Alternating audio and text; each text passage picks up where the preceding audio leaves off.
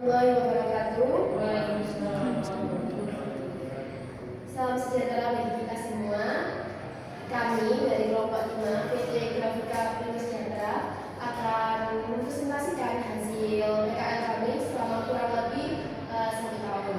Untuk itu, perkenalkan nama saya Yulia Sofrano dari kelas kelompok B dan saya ditempatkan pada divisi bidang raw material.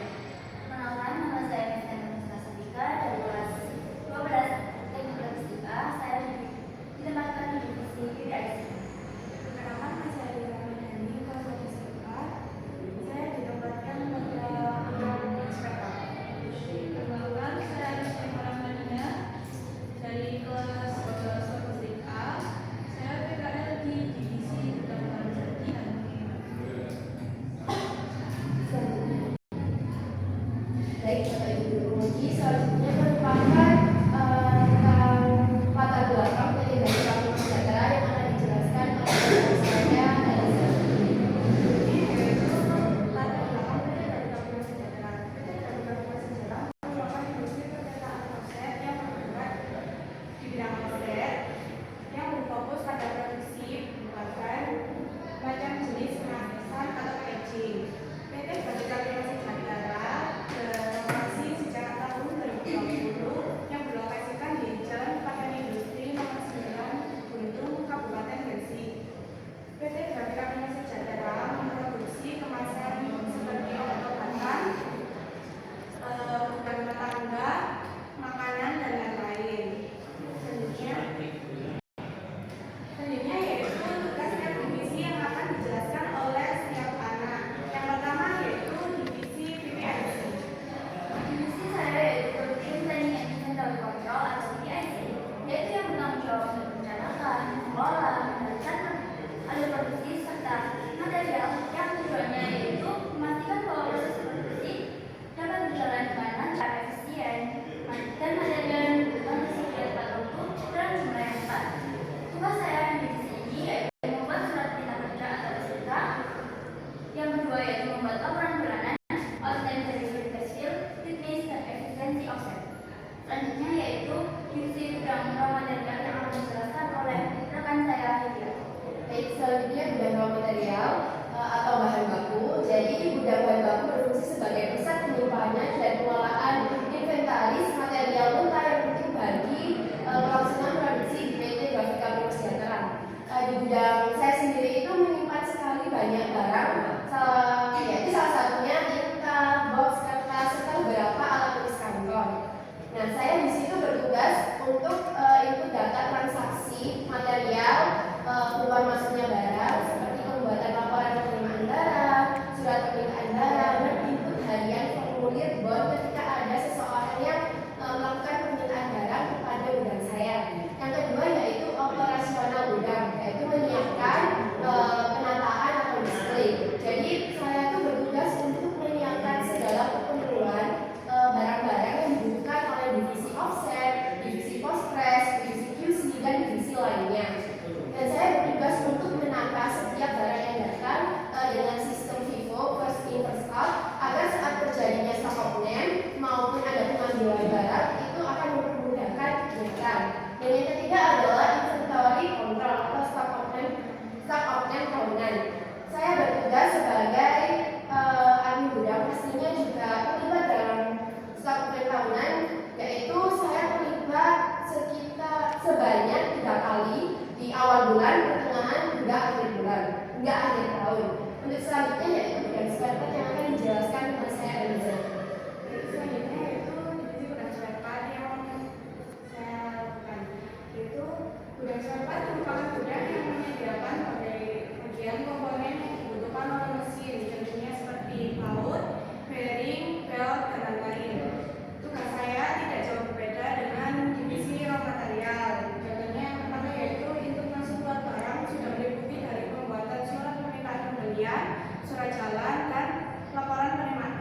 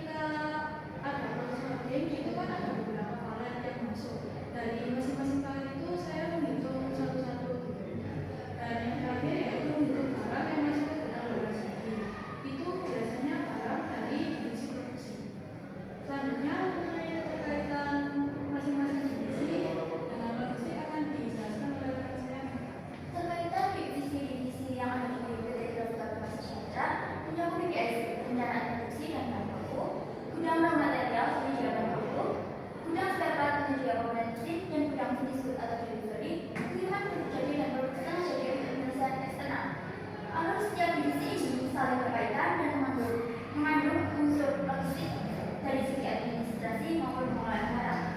Selanjutnya yaitu tanggung jawab di setiap divisi, termasuk divisi saya. Yang pertama yaitu memastikan bahwa surat perintah kerja sudah tersebar ke divisi lain.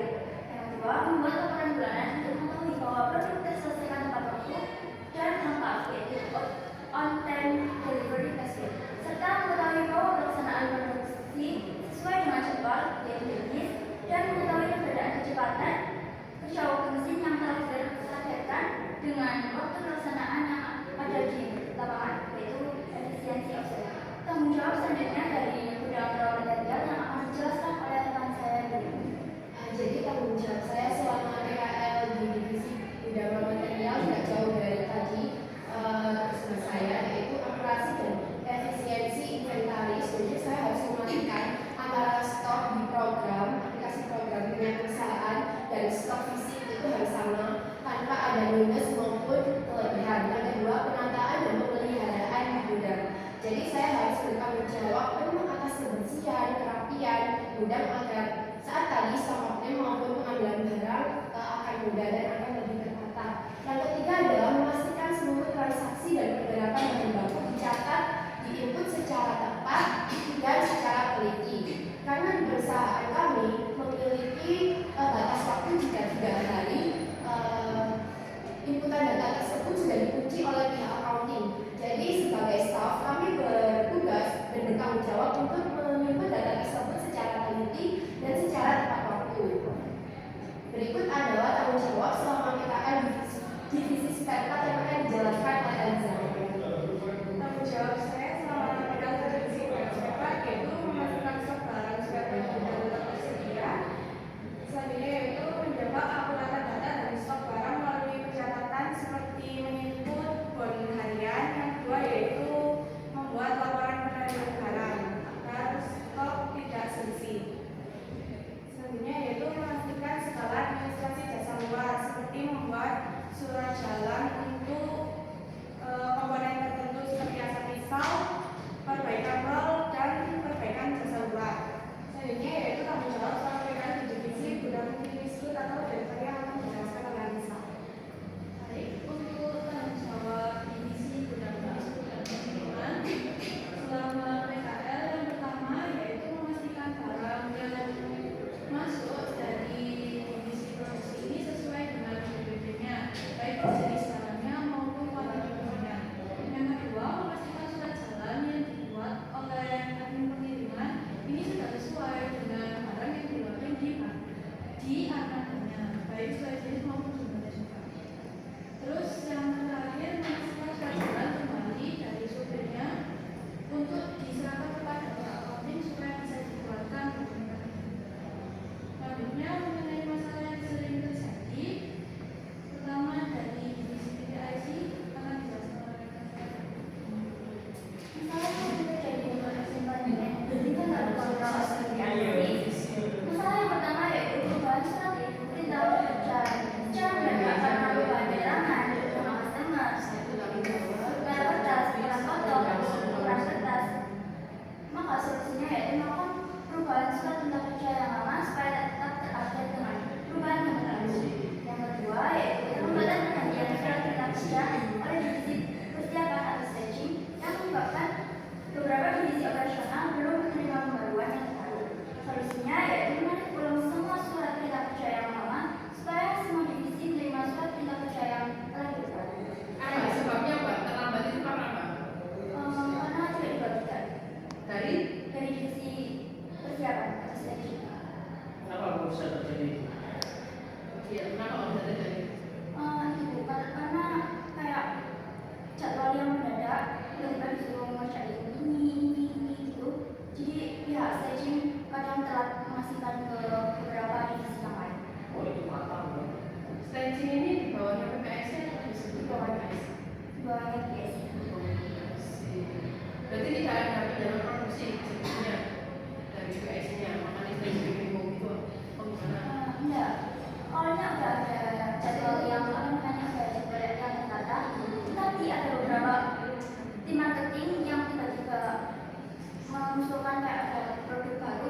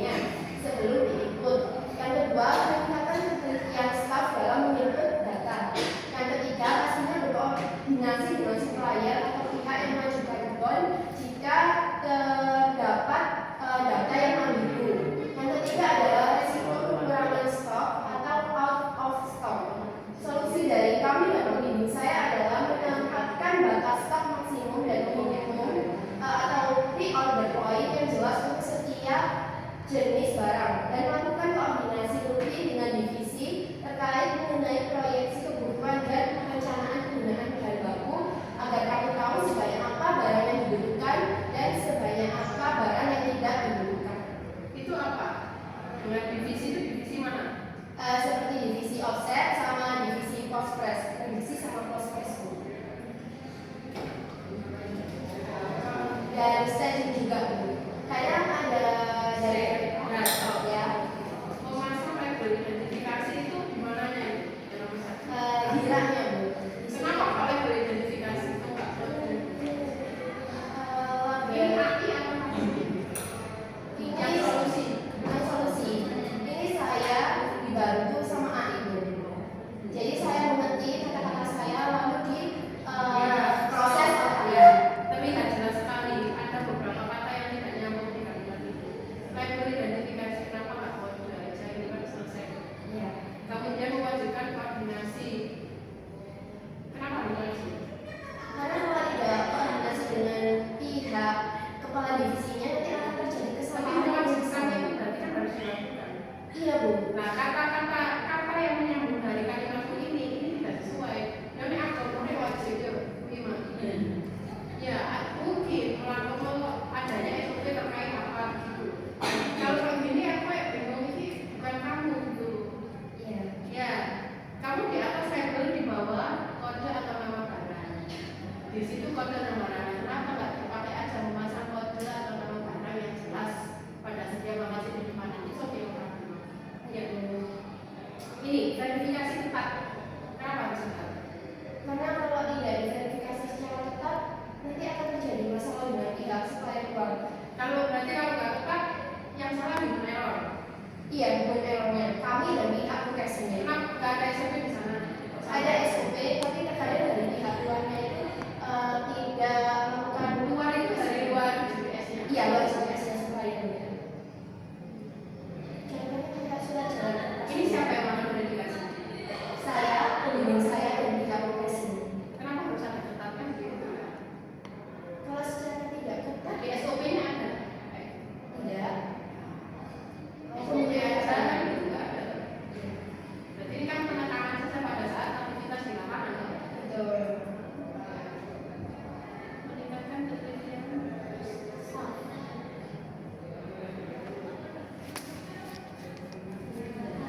Nah, ini meningkatkan kecerdasan pada saat meningkatkan ketelitian itu yang saya agak bingung. Ya, meningkatkan ketelitian sama pada saat itu. Emang ada nggak teliti? Saya Bu, terkadang sama pendidikan juga tidak teliti. Kalau Pendidikan pendidikan juga tidak teliti. Jadi dari tidak sempurna. depan dulu. Slide-nya Bisa, bisa. ini mulai dari awal nih soalnya. Oke. Ya, yang sih tanya jawab. Dari dirimu ya. Oke. Perubahan surat perintah kerja secara mendadak. Apa itu sih? Karena dari tim marketing ada beberapa kayak nama usulan, misalnya dari bagian ini. Oke, kembali lagi perusahaan itu pasti punya SOP. Ya, Apakah SOP itu akan berubah setiap waktu, setiap saat? iya. Nah, kita tidak patokan itu. Berarti ada apa dengan SOP -mu? Kok sampai ada surat perintah kerja? SOP-nya atau human error-nya? Human error-nya. Atau ordernya yang salah. Nah, dulu kan Ada beberapa customer itu kadang upload minta PPT ini, tapi tiba-tiba seminggu Ikuti SOP-nya, jangan ikuti customer-nya. tapi di pihak sana mengikuti customer-nya. jadi SOP itu berubah. Ya, itu yang terjadi. Akhirnya banyak miss. Yes, betul. Karena kalian tidak pegang teguh SOP-nya, sama dengan kita di sini punya aturan SMK 4. Apakah SMK 4 setiap hari aturan yang berubah? Itu akan dievaluasi mungkin jangka panjang, begitu Bu Iman ya? Iya. Nah, itu jangka panjang kalau setiap hari, rusaknya kalau setiap hari. Itu maksudnya akhirnya nanti kamu ketemu dengan customer beda lagi. Itu terus akan mengikuti perubahan-perubahan itu. Harusnya mereka yang ikuti kamu.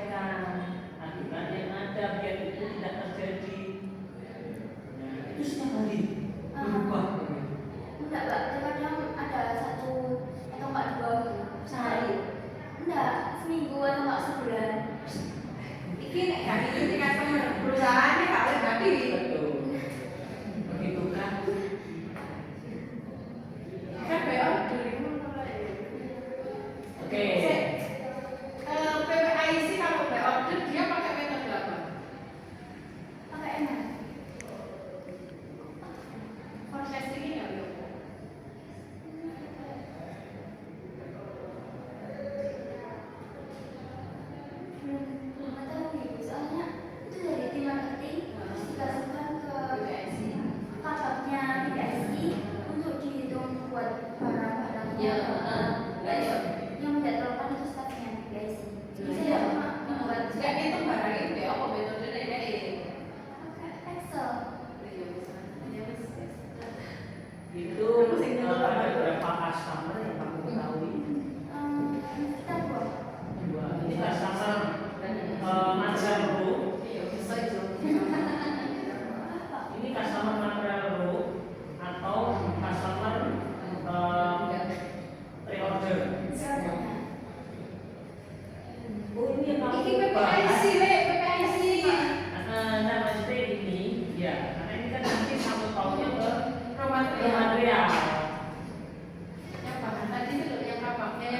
Material kan bagiannya di. Iya. Berarti SPK ini ke produksi. Iya. Produksi kok. Semua dari ke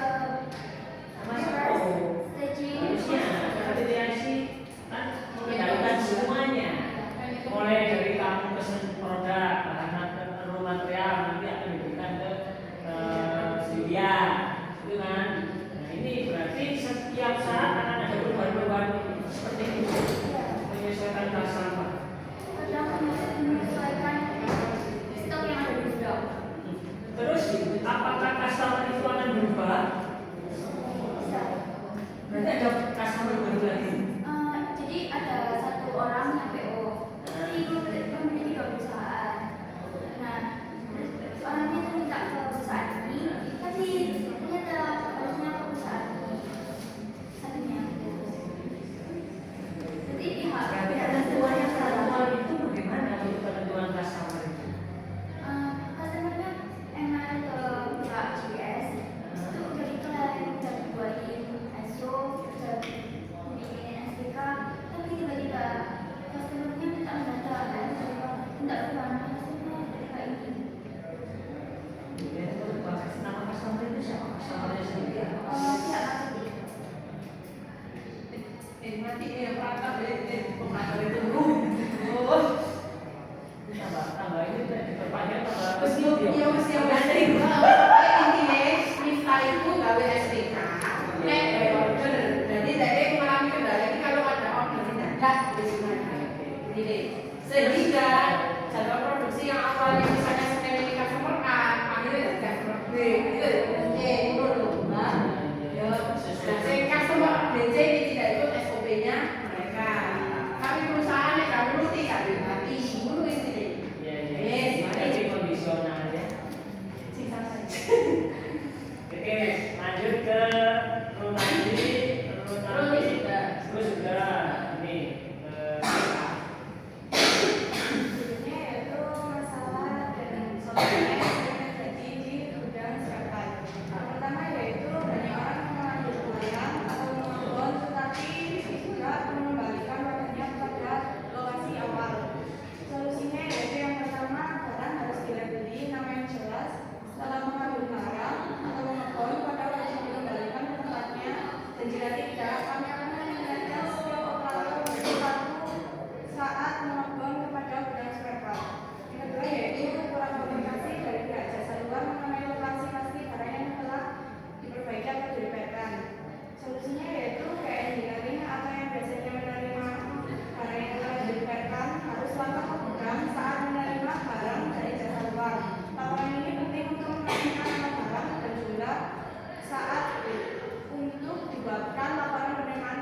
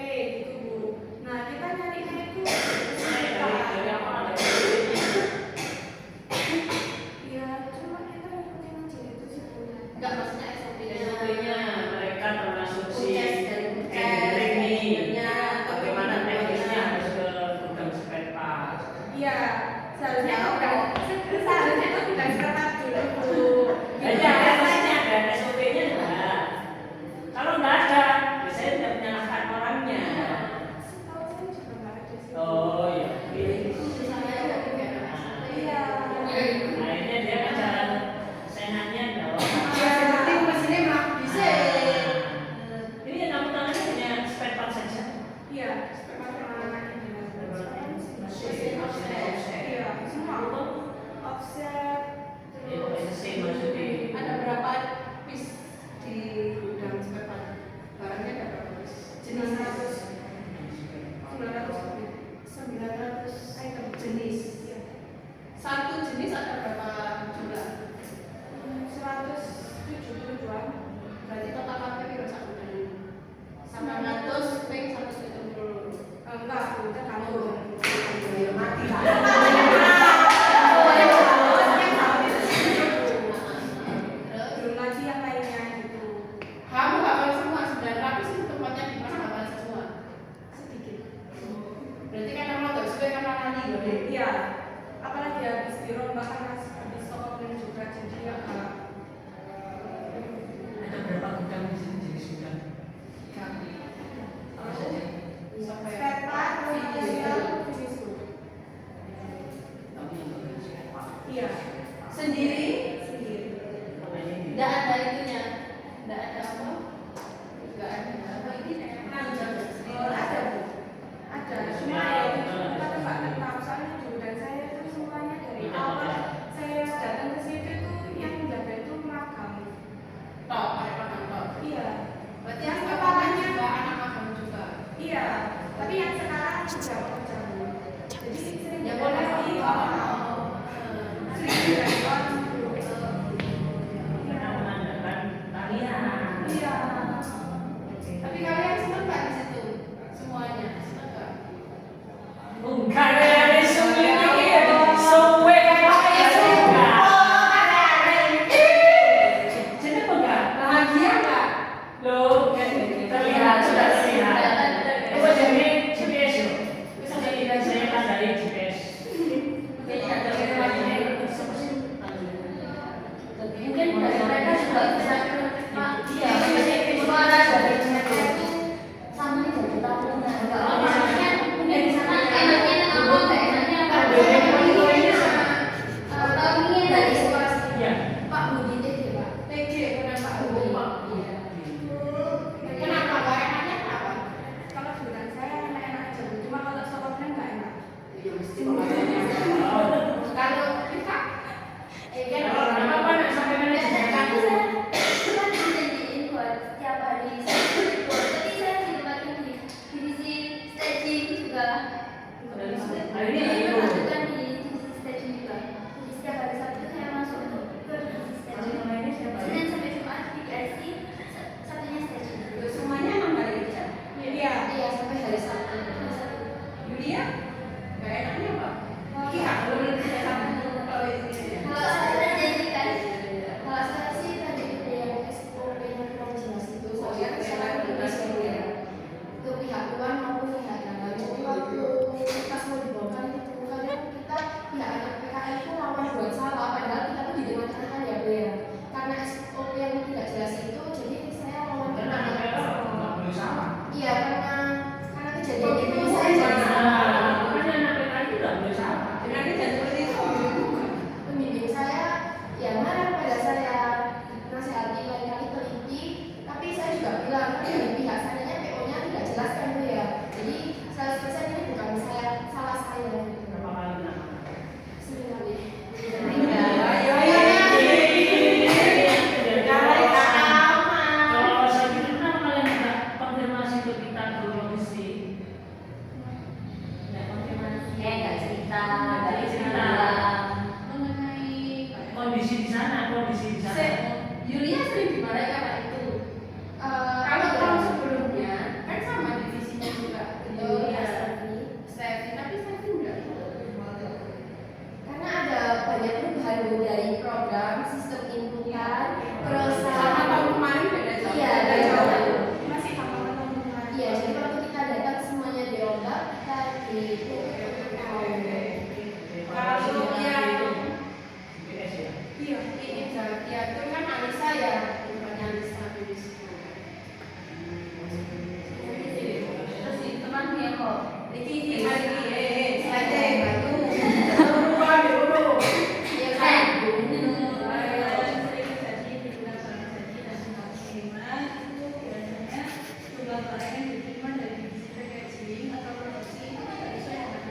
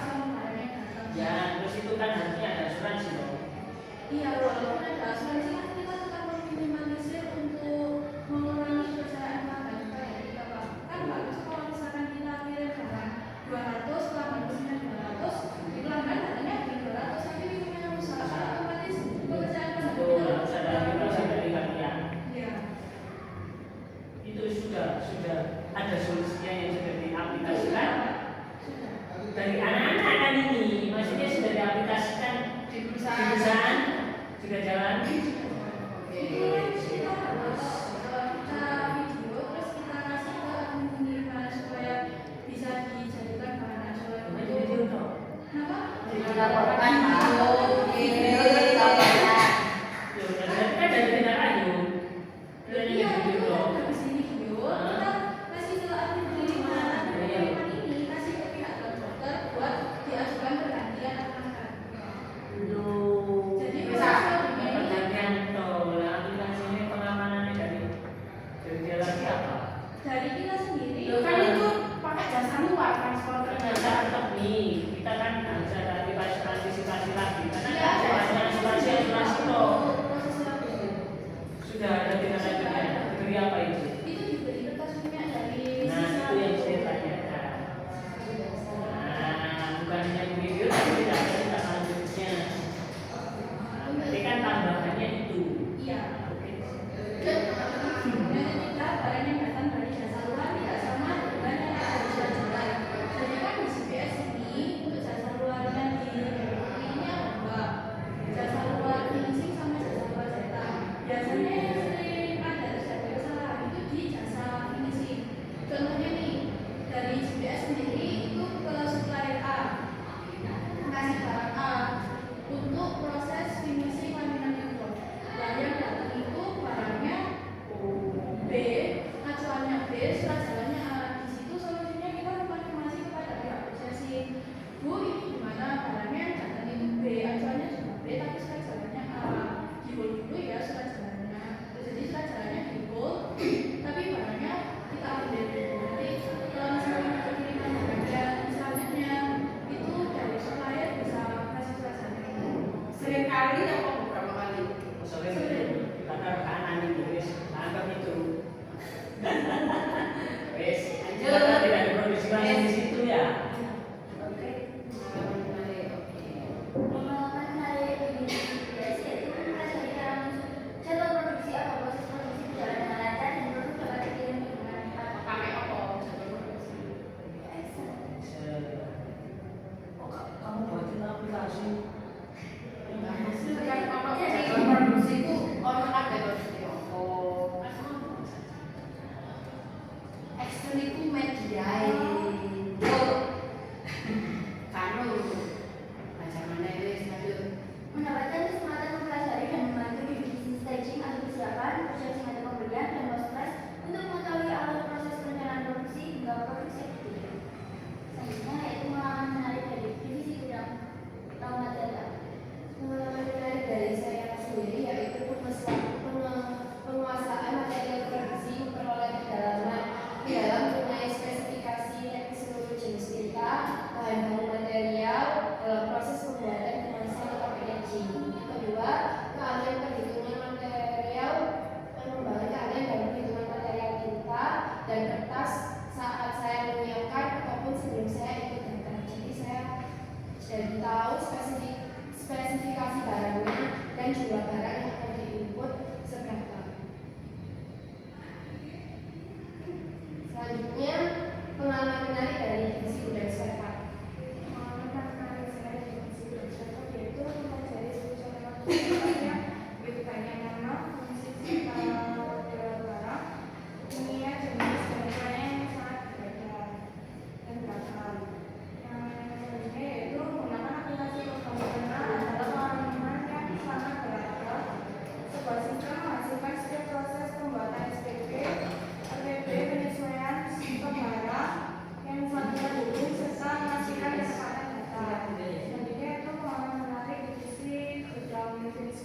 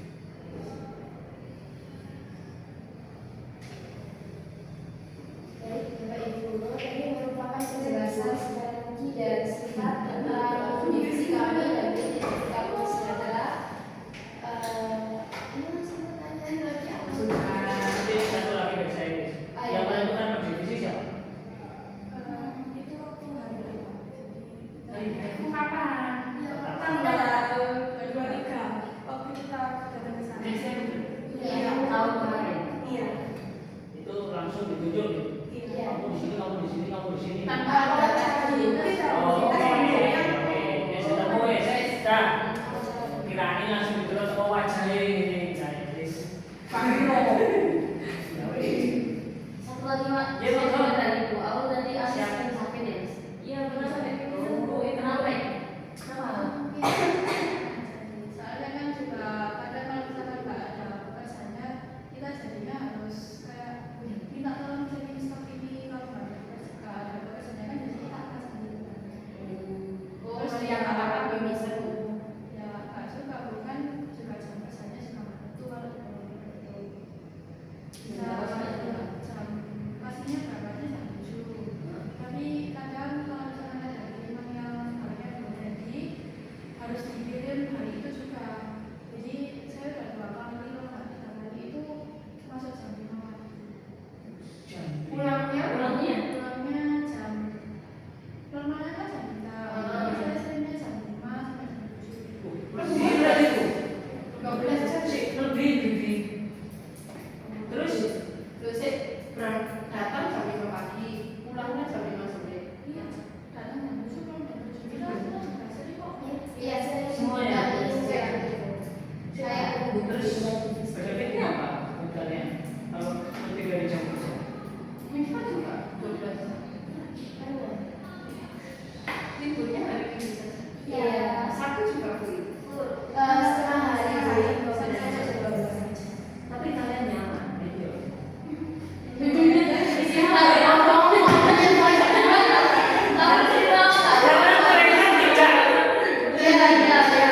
Kayak ada yang di sepi gitu loh. Saya jadi Terus kami sini kasih pertanyaan ini.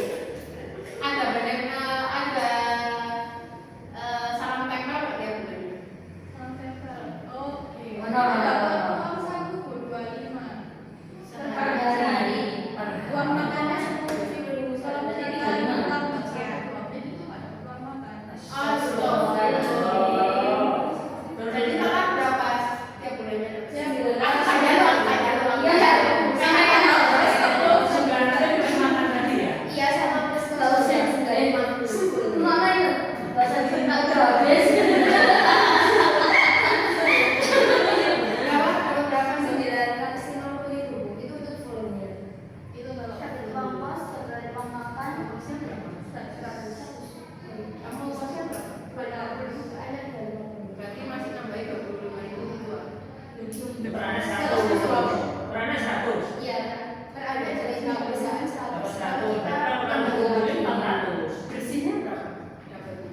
Kalau saya Kalau sudah segini Gila gila sama terus dari waktu itu semua ada makan ya, uang makan sama uang satu sama uang terus saya 100.000 untuk uang kos, sedangkan kosnya itu lebih dari itu. 250 ya kan ada 150 per bulan gitu loh.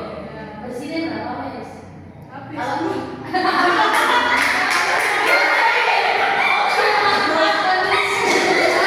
Listrik maksudnya gini, kalau sudah bayar kos, kan berarti kan sisanya tidak tahu kan makan sebagainya. Kalau selesai bayar kos kan dapatnya berapa? Dapatnya sisanya itu Sisanya berapa? wis berarti sih Berarti masih setelah hiburan wifi apa-apa kemudian display.